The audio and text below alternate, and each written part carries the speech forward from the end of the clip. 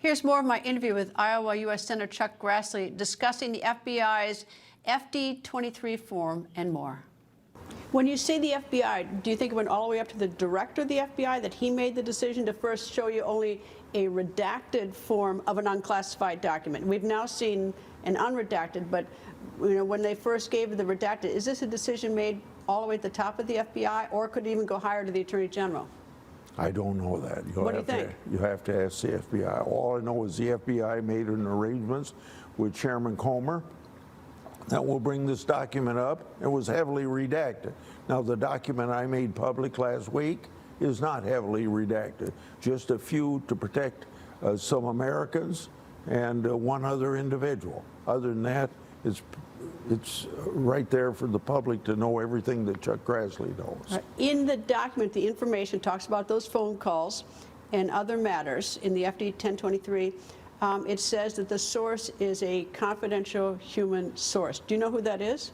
I don't know who it is, but the confidential human source is somebody that the FBI has said has been a competent source of information, and so confident that over a period of years, not only in this particular instance, but in other instances where they've used him, he has been paid about $200,000 for that information. Can you get the name of the person, and how do you know he got paid $200,000 for prior information?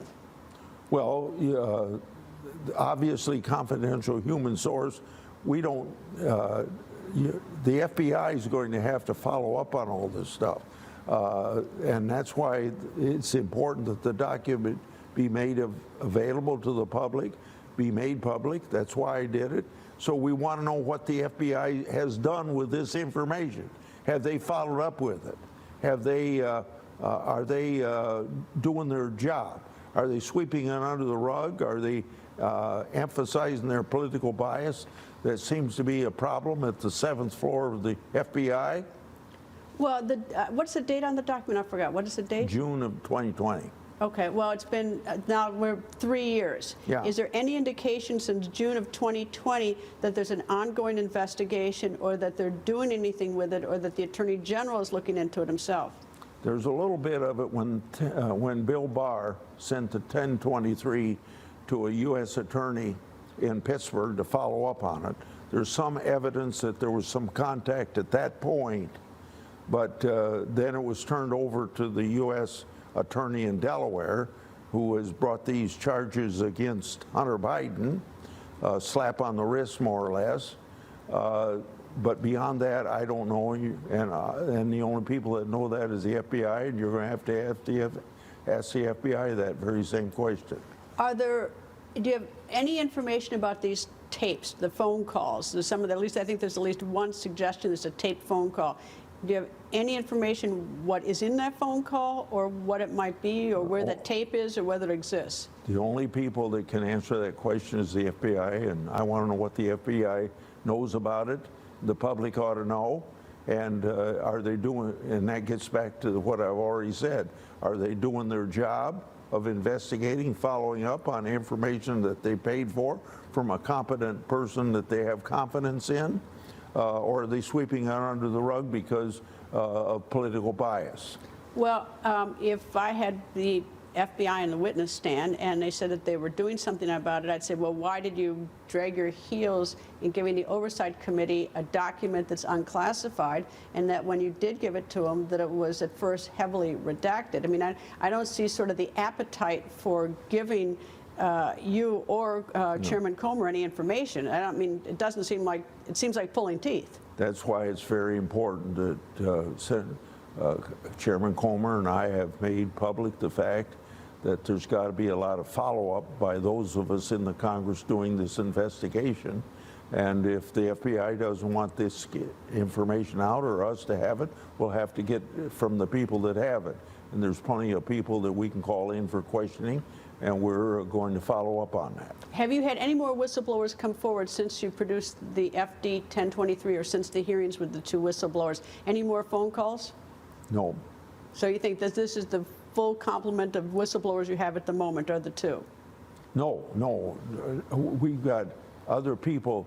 that aren't necessarily whistleblowers, but have information we ought to have. Because I don't want my whistleblowers to be made public. They'll probably lose their job. And so we're not getting this information from whistleblowers that I'm talking about. Comer and I are going to follow up on. We're going to follow up with the people that, wherever these facts and money lead us, to ask other people that have the information. You've served in the U.S. Senate for a number of years with then Senator Biden, so I assume you know him. I assume you know President Biden pretty well. If he were president of the United States, the same as he was president or senator from Delaware, we'd have a more bipartisan approach by this president. He's very partisan, very far left, and nothing like he was in the United States Senate.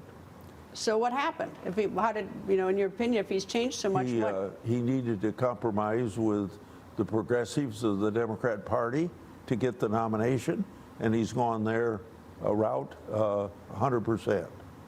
Do you think, for lack of better words, after looking at the FD 1023, talking to different whistleblowers, do you think the president has done something wrong? I don't have the slightest idea. Are you suspicious? Well, I think there's plenty of information out there, and my job is to make sure, is the FBI doing their job? Only the FBI can answer that question. And what we're trying to get as much information as we can through our congressional investigations, and I think Comer's doing a good job. I think that Smith on the Ways and Means Committee's doing a good job, and I think Jim Jordan's doing a good job trying to get this all out.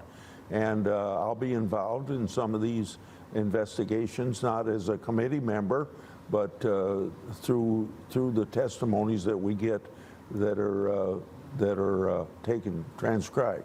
Is there any indication that any of the money that Hunter Biden, the son, received, whether it's from Burisma or from another foreign national or from Romania or China or any place, that it went to President Biden or Vice President Biden or even Citizen Biden between the time he's president and vice president?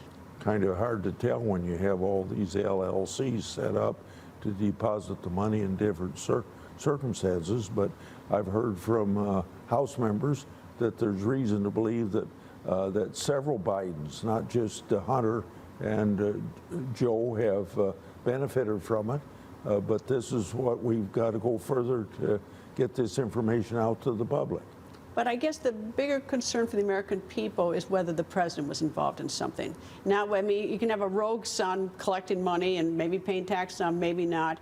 But unless the president got money himself and didn't report it or has a motive to do some policy related to the money, and that's what I think is sort of the key question in my mind. Is there anything that suggests that President Biden received money or that he did something that he shouldn't have?